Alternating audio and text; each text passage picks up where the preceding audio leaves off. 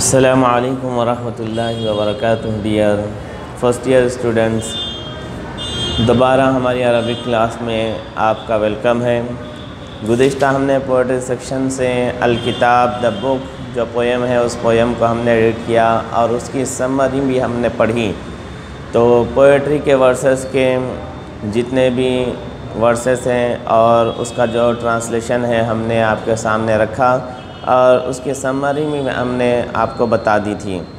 तो आपको ज़रूरत इस बात की है कि आप फर्स्ट वन क्या करना था आपको कि अल किताब जो पोएम है उसके 2 वर्सेस, स्टार्टिंग 2 वर्सेस आपको प्रैक्टिस करने के लिए हमने कहा था। तो उम्मीद करता हूँ कि आपने इसकी प्रैक्टिस की होगी, क्योंकि बिट नंबर 1 एनुअल के अंदर आपको यही पूछा जाता है कि आपको कोई 2 वर्सेस के नेम दिए जाते हैं जिनमें से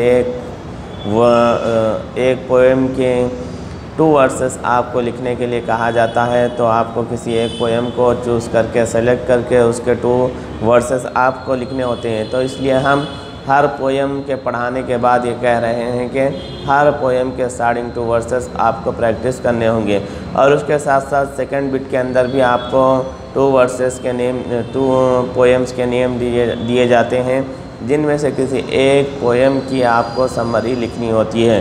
तो हम हर पोएम को पढ़ने के वक्त ये भी कह रहे हैं कि आपको ज़रूरत इस बात की है कि आप हर पोएम की समरी जो आपको कोई मुश्किल नहीं है, ओन लैंग्वेज में आपको प्रैक्टिस करनी है। तो हम आपको हर पोएम के पढ़ाने के बाद उसकी समरी भी आपको शो करके बता रहे हैं।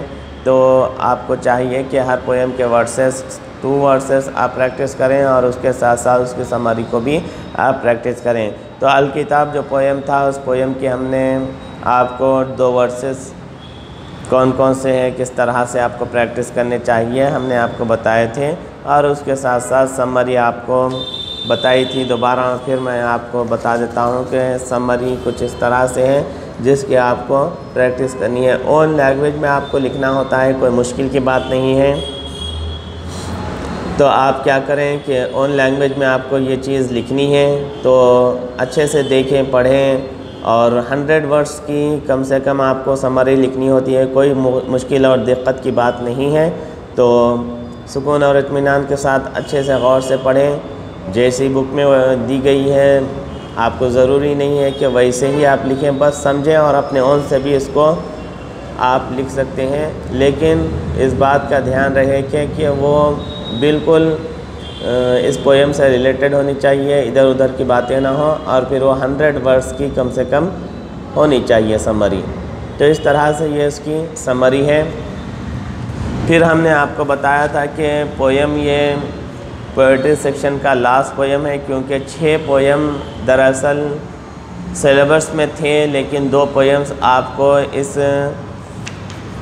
सिलेबस से निकाल दिए गए हैं। एक शर्रुन व खैरुन और एक अलवर्दतु, ये 2 पोएम निकाल कर अब सिर्फ आपको कितने पोएम रह गए हैं? 4 पोएम, जिनमें से आपने 3 पोएम पढ़ लिए थे। अब ये 4था पोएम था आपको अल किताब और ये लास्ट पोएम होगा पोएट्री सेक्शन का। फिर हम उसके बाद हम ग्रामर सेक्शन की तरफ जाएंगे। तो इसके कुछ क्वेश्चन आंसर्स बाकी रह गए थे, उन क्वेश्चन आंसर्स को हम देखते हैं कि कौन कौन से क्वेश्चंस हैं और फिर हम उसको किस तरह से आंसर करेंगे। तो 5th बिट के लिए हमने बताया था कि poetry section 1st bit, 2nd bit, 5th bit, 7th bit और 9th बिट से रिलेटेड है। तो 5th बिट से जो रिलेटेड है कि 5th बिट में आपको कोई वर्ड्स आपको इस पोएम का दिया जा सकता है। तो 4 पोएम में से किसी भी पोएम के आपको वर्सेस वहाँ पर दिए जा सकते हैं। तो वो कौन कौन से वर्सेस हो सकते हैं ये हम आपको बता रहे हैं 5th बिट में। तो इस पोएम से भी 2 वर्सेस में से कोई भी एक वर्स आ सकता है। तो इन 2 वर्सेस को आप गौर से पढ़ेंगे और उसका रेफरेंस किस तरह से दिया जाता है उसको प्रैक्टिस करेंगे और पोएम का नेम भी प्रैक्टिस करेंगे। जितने पोएम्स के नेम्स हैं उन पोएम के नेम्स को आप अरबिक में प्रैक्टिस करेंगे, क्योंकि जब आप रेफरेंस देंगे तो रेफरेंस वर्ड्स जो होंगे वो आपको अरबिक में लिखने होंगे और पोएम का नेम भी आपको अरबिक में लिखना होगा। अगर इसके बजाय आपने आइडेंटिफाई कर लिया कि ये वर्ड्स कौन से पोएम का है और फिर आपने रेफरेंस ओन लैंग्वेज में अगर से दिया तो आपको मार्क्स नहीं मिल सकते। तो इसलिए आपको रेफरेंस वर्ड जो है वो अरबिक में लिखना होगा और जो पोएम का नेम होता है वो आपको अरबिक में लिखना होगा। तो देखते हैं कि इस पोएम से कौन से वर्सेस आपको बिट नंबर 5 में आ सकते हैं। बिट नंबर 5 में आपको ये वर्सेस आ सकते हैं। वो कौन से हैं ये देखिए। फर्स्ट वन, या किताबी अंताइंदी रोज़तुन फ़ीहा सिमार। किताबी देखते ही आप समझ जाएंगे कि अल किताब पोएम के वर्स है। तो या किताबी अंताइंदी रोज़तुन फ़ीहा सिमार। और सेकंड वर्स है अख्तिफुल अज़हार मिन्हा बिअतनाइन वस्तिबार। ऐ किताब तो मेरे नज़दीक एक बाग की तरह है जिसमें फल हैं। अख्तिफुल अज़हार मिन्हा बिअतनाइन वस्तिबार। मैं उससे फूल तोड़ता हूँ तवज्जो और सब्र के साथ। तो इस तरह से ये दो वर्सेस आपको बिट नंबर 5 में आ सकते हैं। तो इस तरह से आपको आइडेंटिफाई करके रेफरेंस देना है कुछ इस तरह से। हाज़ा शिआरु उख़िज़ा मिन नशीदती, फिर पोएम का नेम लिखना है अल किताबु। हाज़ा शिआरु उख़िज़ा मिन नशीदती, ये शेर फ़लाँ पोएम से लिया गया है। तो पोएम का नाम लिखेंगे अल किताबु। तो ये शेर अल किताब पोएम से लिया गया है।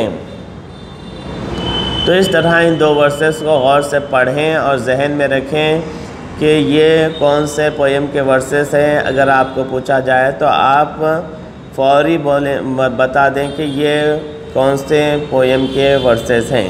अल किताबु पोएम के वर्सेस हैं। तो इस तरह से रेफरेंस वर्ड्स लिखें। हाज़ा शेर उख़िज़ा मिन नशीदती और फिर किताब का नाम लिखें, पोएम का नाम लिखें अल किताबु कहकर। ठीक है। तो इस तरह से ये बिट नंबर 5 में ये दो वर्सेस आपको आ सकते हैं। तो इनकी अच्छे से प्रैक्टिस करिएगा। फिर उसके बाद है बिट नंबर 7 के लिए कौन कौन से क्वेश्चंस आपको इस पोएम से आ सकते हैं। बिट नंबर 7 में आपको पोएट्री सेक्शन से आपको क्वेश्चंस किए जा सकते हैं। तो इस पोएम से आपको कौन से क्वेश्चंस आने वाले हैं, आ सकते हैं, वो आपको हम बताएंगे कि इस पोएम से आपको कौन से वर्सेस आ सकते हैं, कौन से क्वेश्चंस आ सकते हैं। सॉरी। तो ये वो क्वेश्चंस है जो बिट नंबर 7 में आपको इस पोएम से आ सकते हैं। ऐना तुजदुस सिमार, फल कहाँ पाए जाते हैं। तुजदुस सिमारो फ़ी रौज़तिल किताब, फल किताब के बाग में पाए जाते हैं। तो इस तरह से ये आंसर है। सेकंड वन, मा हुवल बाबू लिल माली वल फ़क़ार, बुलंदियों और फ़ख्र का दरवाज़ा क्या है। अल किताबु हुवल बाबू लिल माली वल फ़क़ार। सिर्फ़ अल किताबु एक वर्ड आपको नया है, बाकी सब आपको वर्ड्स ये क्वेश्चन में मिल जाते हैं। सिर्फ आपको अल किताबु लिखना आना चाहिए। बाकी देखें कि आप अगर क्वेश्चन समझ जाएंगे तो क्वेश्चन ही से यहाँ कॉपी कर सकते हैं आपको ये वर्ड्स पूरे। सिर्फ क्वेश्चन वर्ड हटा के आंसर में आपको अल किताबु एक एक्स्ट्रा लिखना है, बस। कोई मुश्किल नहीं है। ऐसा नहीं कि आप देखने पर घबरा जाएं कि ये इतना बड़ा आंसर कैसे लिखेंगे। बस एक ही वर्ड है इसके अंदर जो अलग है। मा हुवल बाबू लिल माली वल फ़क़ार, अल किताबु हुवल बाबू लिल माली वल फ़क़ार। किताब बुलंदियों और फ़ख्र का दरवाज़ा है। किताब बुलंदियों और फ़ख्र का दरवाज़ा है। उसके बाद थर्ड वन क्वेश्चन है, मन समीरु बिल्लैली, रात का साथी दोस्त कौन है, रात का साथी कौन है। तो अल किताब समीरु बिल्लैली, किताब रात की साथी है। ठीक है। तो फोर्थ वन, मन हुआ सदीक़ बिन नहार, दिन का साथी कौन है।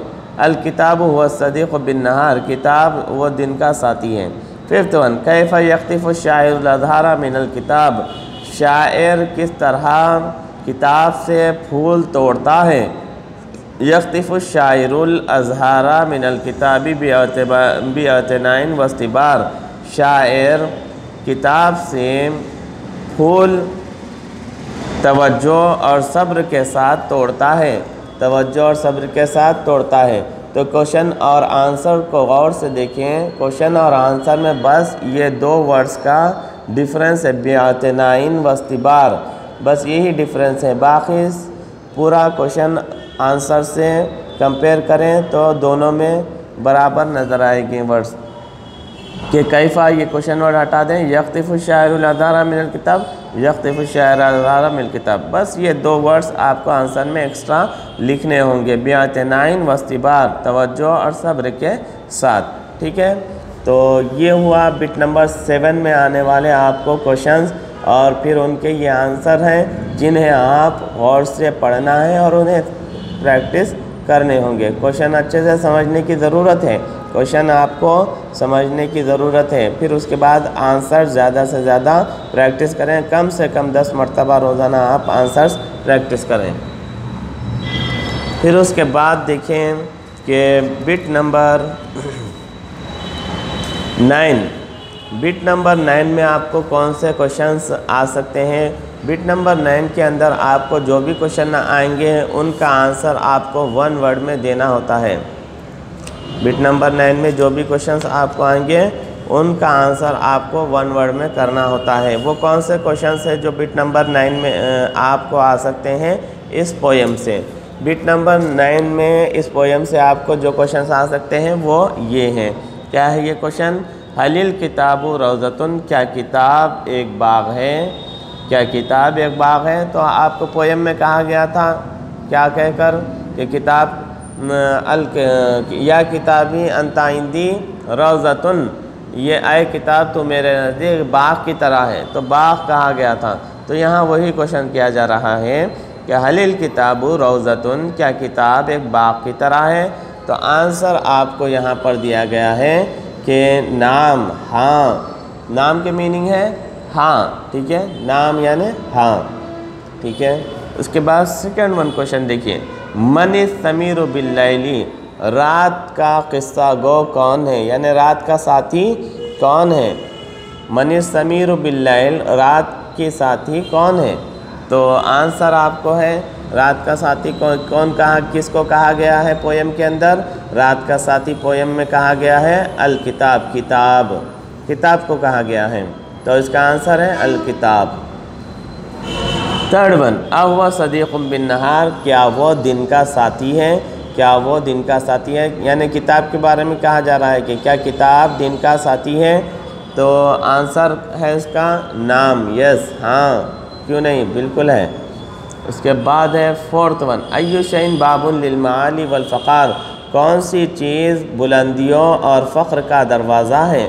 कौन सी चीज़ बुलंदियों और फ़ख्र का दरवाज़ा है? अय्यु शैइन बाबुन लिल माली वल फ़क़ार, अय्यु शैइन बाबुन लिल माली वल फ़क़ार, कौन सी चीज़ बुलंदियों और फ़ख्र का दरवाज़ा है? तो आपको आंसर में कहा जा रहा है कि अल किताब, कौन सी चीज़ है बुलंदियों और फ़ख्र का दरवाज़ा? किताब है, यही आपको पोएम में कहा गया। अब देखें लास्ट वन आपको कौन सा है क्वेश्चन, मा हुआ ज़िद्दुन नहारी, मा हुआ ज़िद्दुन नहारी, दिन का अपोजिट वर्ड क्या है? मा हुआ ज़िद्दुन नहारी, दिन, नहार, जिसको अरबिक में नहार कहा जाता है, दिन को क्या कहा जाता है? नहार। तो नहार का अपोजिट वर्ड कौन सा है? तो यहाँ पर दिया गया है नहार का अपोजिट वर्ड है अल-लैल, रात। तो दिन को कहते हैं नहार और रात को कहते हैं लैल। तो नहार का अपोजिट वर्ड कौन सा है? अल-लैल। दिन का अपोजिट वर्ड रात, तो अन-नहार का अपोजिट वर्ड है अल-लैल। तो इस तरह से ये जो क्वेश्चंस आप देख रहे हैं ये आपको बिट नंबर 9 में इस पोएम से आ सकते हैं। इनमें से कोई भी आपको क्वेश्चन आ सकता है, इसलिए आपको ज़रूरत इस बात की है कि आप इन क्वेश्चंस को पढ़ें, समझें इनके मीनिंग को, फिर उसके साथ साथ वन वर्ड का जो यहाँ पर इन क्वेश्चंस के आंसर दिए गए हैं, इन क्वेश्चंस के इन वन वर्ड आंसर्स को अच्छे से प्रैक्टिस करें। कम से कम 10 मरतबा रोज़ाना क्वेश्चंस के आंसर आपको प्रैक्टिस करने होंगे ताकि आपको लिखने में आसानी हो जाए। ठीक है, तो ये हुआ आपका पोइट्री सेक्शन यहीं पर ख़त्म, और फिर हम अगली क्लास में शुरू करने जा रहे हैं ग्रामर सेक्शन को। ग्रामर सेक्शन के अंदर आपको 6 लेसन्स होंगे, और ग्रामर सेक्शन में कोई तब्दीली इस साल नहीं की गई है। ग्रामर सेक्शन के जितने लेसन्स हैं वो सारे लेसन्स आपको पढ़ने होंगे। तो ग्रामर सेक्शन से आपको एनुअल के अंदर 12, 13, 14, 15 कौन कौन से बिट हैं? हाँ, 12 से लेकर 16th बिट तक, 12, 13, 14, 15 और 16th, ये जितने बिट्स हैं ये आपको ये पांचों बिट ग्रामर से रिलेटेड होते हैं। इन बिट्स के अंदर आपको ग्रामर सेक्शन से क्वेश्चंस किए जाते हैं। ये तकरीबन 30 मार्क्स का सेक्शन होता है, तो इसलिए आपको ग्रामर सेक्शन गौर से पढ़ना होगा। और ग्रामर सेक्शन भी कोई मुश्किल नहीं है, बेसिक्स इसके अंदर हैं, तो आप अगरचे गौर से पढ़ेंगे और सुनेंगे, और इसके अंदर जो एक्सरसाइजेस दिए गए हैं, जो आपको होमवर्क दिया जाएगा, आप उसको अगरचे प्रैक्टिस करते रहेंगे तो आपको ये भी कोई मुश्किल नहीं नज़र आएगा। तो इस तरह से आपका ये पोएट्री सेक्शन ख़त्म हुआ। ग्रामर सेक्शन आपको पढ़ना है, तो ग्रामर सेक्शन आपको बिट नंबर 12, 13, 14, 15 और 16th बिट में आएगा। तो कल हम इंशाअल्लाह ताला ग्रामर सेक्शन के अंदर सबसे पहला जो लेसन है word and it's kinds, word और उसकी कितनी किस्में हैं। वर्ड को कहा जाता है अरबी के अंदर कलीमा। कलीमा किसे कहते हैं और फिर वर्ड किसे कहते हैं, और फिर उसकी कितनी काइंड्स हैं, कितने उसके अक़साम हैं, ये चीज़ें आप कल इंशाअल्लाह ताला अगले अपने लेसन में पढ़ेंगे। तो इस तरह ये आज की क्लास हम यहीं पर पोएट्री सेक्शन के अख्ताम के साथ इसे ख़त्म करते हैं। और मैं आपको एक बात ज़रूर कहना चाहूँगा कि आप बुक ज़रूर ख़रीद लीजिएगा, ताकि आप जब भी वीडियो सुनेंगे तो अपनी बुक को अगर आप सामने रख कर आप अगरचे लेसन को सुनेंगे तो बहुत अच्छी तरीक़े से आप लेसन समझ सकेंगे। अगर आपके पास बुक नहीं है और आप बिना बुक के अगरचे आप वीडियो देखकर अपना लेसन समझने की कोशिश करेंगे तो हो सकता है कि आपको लेसन समझ में ना आए। इसलिए ज़रूरी ये है कि आप जल्द अज जल्द बुक्स ख़रीद लें। अगर कोई आपके रिलेटिव भाई दोस्त जिनके पास लास्ट ईयर जिन्होंने अगर इंटरमीडिएट किया फर्स्ट ईयर, उनके पास अगर ये किताब मौजूद हो अरबिक की तो उनके पास से ले लीजिएगा, या फिर आप अपने करीबी किसी बुक स्टोर से इसको ख़रीद लीजिएगा। और फिर जब भी आप वीडियो को देखेंगे तो अपनी बुक को सामने रखकर इसे देखें, तो आपको समझने में भी आसानी होगी और फिर उसके बाद आपको प्रैक्टिस करने में भी सहूलत और आसानी हो जाएगी। तो मैं आपसे दोबारा रिक्वेस्ट करता हूँ कि आप ज़रूर बुक ख़रीद लीजिए। तो आज की हमारी ये क्लास यहीं पर ख़त्म होती है। उम्मीद करता हूँ कि आपको एक क्लास समझ में आई होगी। तो मुझे इजाज़त दीजिए, इंशाअल्लाह ताला एक नई क्लास के अंदर एक नए लेसन के साथ दोबारा फिर मैं आपसे मिलूँगा। तब तक के लिए इजाज़त, अल्लाह हाफ़िज़, अस्सलामु अलैकुम व रहमतुल्लाहि व बरकातुहू।